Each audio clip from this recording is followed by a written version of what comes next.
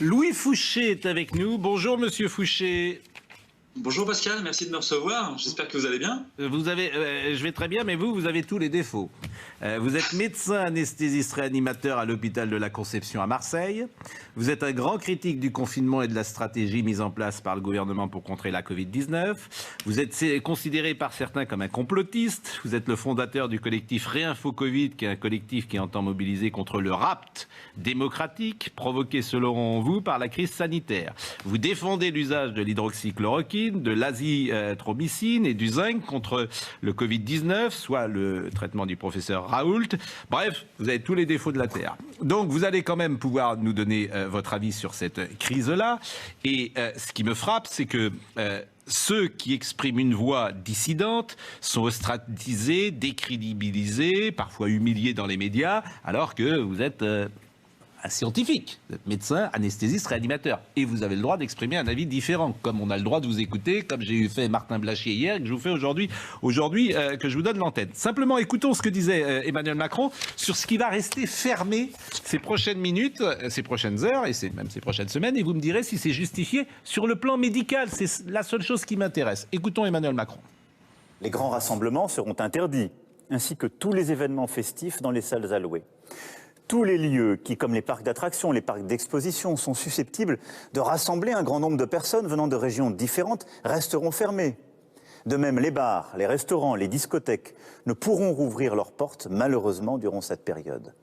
Bon, Louis Fouché, est-ce que tout cela est excessif, selon vous, par rapport à la dangerosité du virus ?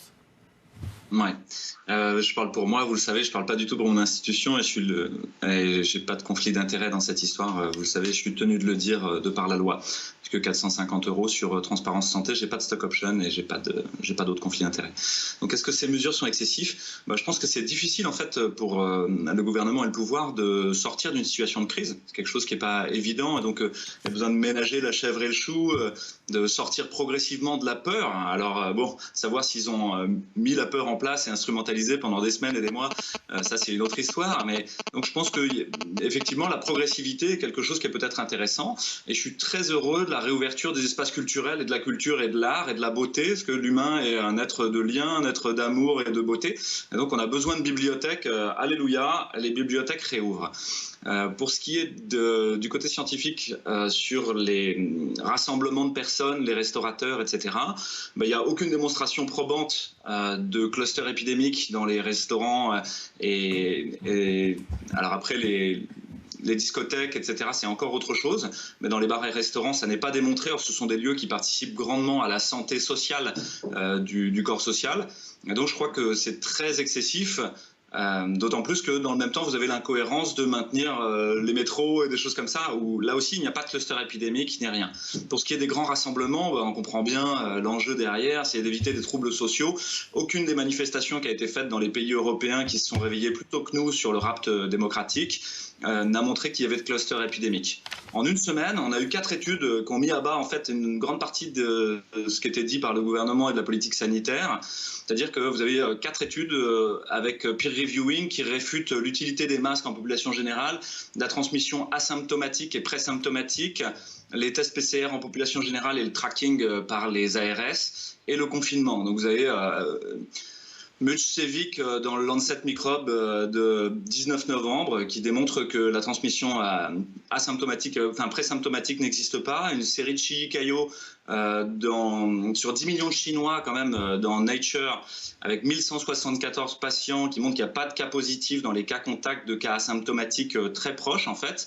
Et que donc voilà, et je ne peux pas vérifier ce que vous dites, bien évidemment, mais là, il y a quand même un effet mécanique, c'est qu'au moment où on a mis en place le couvre-feu et le confinement, le nombre d'admissions à l'hôpital a baissé et le nombre de patients en réanimation a baissé également. Ça, c'est un fait. Donc, il y a un rapport de cause à effet, manifestement. En même temps, elles vont penser qu'elles ont un lien, mais même BFM l'a dit, c'est quand même quelque chose d'assez nouveau. Nous, on a la chance d'avoir les données en fait, les plus précoces sur les épidémies, qui sont celles données dans les eaux des égouts, sur l'excrétion virale dans les eaux usées, ce qui est un élément très important qui devrait nous faire réfléchir sur les modes de transmission de cette maladie. et sur le fait d'insister plutôt sur le fait de se laver les mains et de faire attention à l'eau qu'au masque. Mais donc les marins. Donc pour vous, ça n'a rien à voir. Le confinement et le couvre-feu n'ont rien à voir avec la baisse des patients et la baisse des réanimations. Toussaint et Alter l'ont démontré dans Frontiers la semaine dernière. Le confinement n'est pas un critère qui influence d'une manière quelconque la mortalité ou la dynamique épidémique.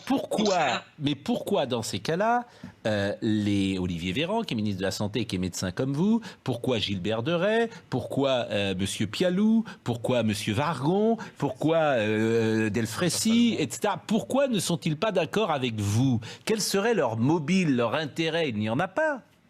Vous avez raison, c'est la seule clé, c'est ce qu'on dit, hein, follow the money ou bien à qui profite le crime. C'est deux questions très intéressantes. Et donc quand on maintient l'œil braqué sur des choses un peu ubuesques ou aberrantes, regardez ce qui se passe de l'autre côté en fait. Et on a la chance d'avoir les citoyens en alerte avec nous et d'autres gens comme ça qui regardent ce qui se passe au Parlement et quelles lois sont en train d'être votées. Donc je vous propose de regarder l'agenda parlementaire de mais là, demain. Ça, on verse dans le complotisme pour le coup. C'est-à-dire que vous mettez un rapport de cause à effet entre la situation, c'est-à-dire que tout ça aurait un grand désign. Mais Jean-François Delfrécy, en quoi souhaite-t-il ou souhaiterait-il mener la politique du gouvernement qui soit plus sécuritaire? Pardonnez-moi, monsieur Fouché, mais ça n'a pas de sens. Vous devez considérer les différentes hypothèses en fait. Soit c'est de l'incompétence, c'est des gens qui sont mal renseignés. Mais non, moi je pense qu'ils ont peur. Honnêtement, moi je pense qu'ils ont peur. Je pense que c'est, c'est psychologique, c'est-à-dire que c'est bretelles et ceinture. C'est-à-dire que tu as peur d'être responsable dans 2 ans, dans 3 ans des mesures que tu prends. Tu es tiraillé par cela. Tu as des psychologies où tu prends aucun risque parce que les hauts fonctionnaires ne prennent aucun risque et tu as la trouille. Voilà. En gros, je pense qu'effectivement, la peur est un des très gros moteurs de cette histoire. Il faut sortir de la peur. Il y a des propositions alternatives qui sont très intéressantes et très mesurée, comme celle de Laissons les médecins prescrire de Violaine Guérin et Éric Ménat. L'idée de masquer en FFP2 les gens qui ont peur, les gens qui sont à risque de formes graves. Arrêtez d'emmerder les enfants, arrêtez d'emmerder les gens en population générale, arrêtez les tests en population générale faits par l'ARS, mais le mettre dans la main des médecins. Utiliser les différentes thérapeutiques possibles et la médecine générale, tout ça est très utile.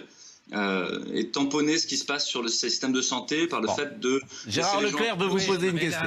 Gérard Leclerc veut vous poser une question. Je suis quand même vraiment étonné par ce que vous dites, parce que s'il y avait une chose qui semble-t-il faisait consensus ou fait consensus, c'est le masque. On a suffisamment reproché au gouvernement dans un premier temps, on avait raison justement d'avoir dit que le masque ça ne servait pas à grand-chose. Ensuite tout le monde a dit mais bien évidemment que c'est le masque. Et là vous nous dites finalement le masque c'est pas sûr et c'est pas pour la population générale. Excusez-moi mais quand on entend ça, on comprend plus rien quoi. S'il y avait une chose sur laquelle il y avait un consensus, c'est le masque. Et maintenant, vous dites que non. Je suis d'accord avec vous, c'est difficile de comprendre, mais il n'y avait pas de consensus déjà au départ. Pour les enfants, d'une part, les enfants ne sont pas vecteurs, ne sont pas contaminants, ne sont pas réservoirs. Et ça, depuis le début, on sait que le masque pour les enfants est une perversion et que ça il ne donne pas la maladie aux autres. Et sur le masque dans la rue, effectivement, c'est plus compliqué que ce que j'ai dit. Non, mais dans la rue, à la limite, on pourrait le comprendre. Dans la rue, que ce soit pas 100% utile, on pourrait le comprendre. Mais en intérieur... Franchement, c'est une question de bon sens. Par définition, ça te protège. Tu te protèges toi, tu protèges les autres. Alors non, vous devez faire attention au type de masques qui sont utilisés. Les masques chirurgicaux, c'est marqué sur la boîte, en fait, que ça ne vous protège pas. Vous avez l'étude de Bungard qui s'appelle Dan Mask, qui a été publiée la semaine dernière dans Annals of Internal Medicine, et qui, sur 6000 patients, démontre que les mesures sur le masque, en fait, ne fonctionnent pas. Par contre, le masque FFP2, lui, protège vraiment les gens qui seraient à risque. Et ça, il faut insister. Effectivement, le masque, c'est pas oui ou non, c'est pas pro ou anti. C'est le masque bien utilisé. Ça veut dire que vous le changez toutes les 4 heures. Ça veut dire que vous passez pas votre temps à le tripoter. Ça veut dire que vous le jetez dans une poubelle d'acerie qui est brûlée. Et effectivement, là, peut-être, c'est intéressant. Alors, mais si on veut conclure, au fond, ce que vous dites, c'est que l'épidémie, c'est une sorte de fatalité. Elle arrive toute seule, elle part toute seule, et quoi qu'on fasse, rien ne change. C'est un peu ça, si je comprends bien. Donc là, par exemple, comme elle s'en va là, comme le pic est passé, on peut imaginer que si on sortait tous, selon vous, si on ouvrait tout, il n'y aurait pas de danger. Non, je pense qu'effectivement, c'est pas tout à fait ce que je dis. Je dis que si on arrête les tests PCR aujourd'hui, si les gens arrêtent d'aller se faire tester, déjà, on va avoir beaucoup plus de liberté, puisqu'on a concaténé la liberté au nombre de tests PCR, au nombre de gens qui vont à l'hôpital. Et l'autre chose que je dis, c'est qu'on peut faire des systèmes alternatifs et qu'il est question, à mon avis, dès maintenant, de préparer une troisième épidémie, puisque Attali nous l'a prédite. Les épidémiologues s'y trompent, mais Attali, lui, le sait. Donc, préparons-nous, et il y a moyen de faire beaucoup plus intelligent sans nuire à la liberté des gens. Les restaurateurs les gens vont mal, en fait. Regardez les effets collatéraux de la politique sanitaire. L'ANSES le souligne.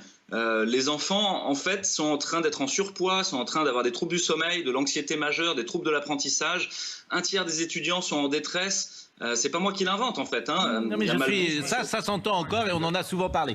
Je vais vous remercier, Monsieur Fouché, Monsieur Bilger. Juste, au fond, docteur, est-ce que vous faites une dénonciation technique ou est-ce que vous imputez un dessein politique? Les deux.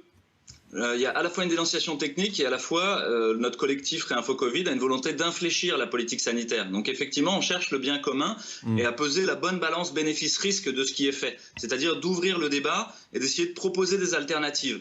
Donc effectivement, nous sommes vraiment opposés aux différentes mesures qui ont été faites autour des masques chez les enfants notamment. Là, on pense qu'il y a vraiment un problème presque de perversion.